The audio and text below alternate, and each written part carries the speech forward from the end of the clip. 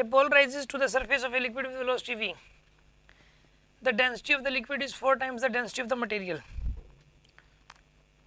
The frictional force of the liquid on rising ball is greater than the weight of the ball by a factor of.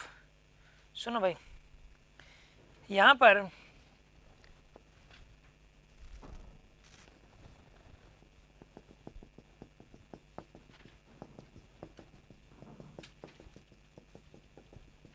ये liquid है, यहाँ पे surface of liquid तक आगे कौन the ball rises to the surface of liquid with constant speed.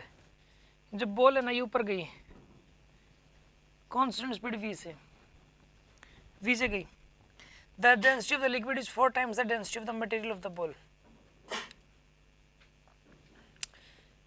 जो liquid की density है ना, इसकी अगर रो है ना तो इसकी 4 रो है, इसकी रो है तो इसकी कितनी यहाँ पे 4 रो. तो और इस पर फ्रिक्शन फोर्स भी लगा. ये बताना है कि फ्रिक्शन फोर्स कितना लगा. The frictional force of the ball, the frictional force of the liquid on the rising ball is greater than the weight of the ball by factor of. ये wait से कितना ज़्यादा है. आपको एक बात बताएं, इसे फोर्स देख लो कौन कौन से लगे हैं.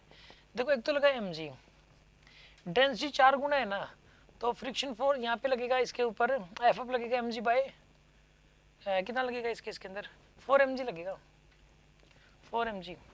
क्योंकि rho S by rho L की जो वैल्यू हो जाएगी ना यहाँ पे वो 1/4 हो जाएगी. ये रिलेटिव डेंसिटी है और एफ एफ होता है mg अपॉन में आर डी, यानी कि 4 mg के बराबर लगेगा एफ एफ, 4 mg. अब नेट फोर्स कितना लगेगा इसके ऊपर, नेट फोर्स बताओ 3 mg. ये लगेगा नेट फोर्स. नेट फोर्स ऊपर की तरफ लगेगा इसके ऊपर 3 mg के बराबर. नेट फोर्स की वैल्यू कितनी आ जाएगी इस चीज़ के अंदर 3 mg के बराबर आ जाएगी. नेट फोर्स की वैल्यू 3 mg के बराबर आ जाएगी. अब लेकिन नीचे फ्रिक्शन भी लग रहा है, एक सेकंड के लिए फ्रिक्शन भी लग रहा है. ये जो फ्रिक्शन है ना यही बैलेंस करेगा. अगर फ्रिक्शन ना होता तो नेट फोर्स 3 mg आता, अब नेट फोर्स 0 है, कांस्टेंट स्पीड तभी तो रह रही है, नीचे फ्रिक्शन भी लग रहा है और mg और फ्रिक्शन फोर्स का जो सम है वो 4 mg के बराबर है. तो फ्रिक्शन की वैल्यू कितनी आएगी यहाँ पे 3 mg आएगी. फ्रिक्शन की वैल्यू फ्रिक्शन इक्वल 3 mg. क्योंकि अगर फ्रिक्शन ना होता ना फिर तो नेट फोर्स 3 mg लगता ही लगता.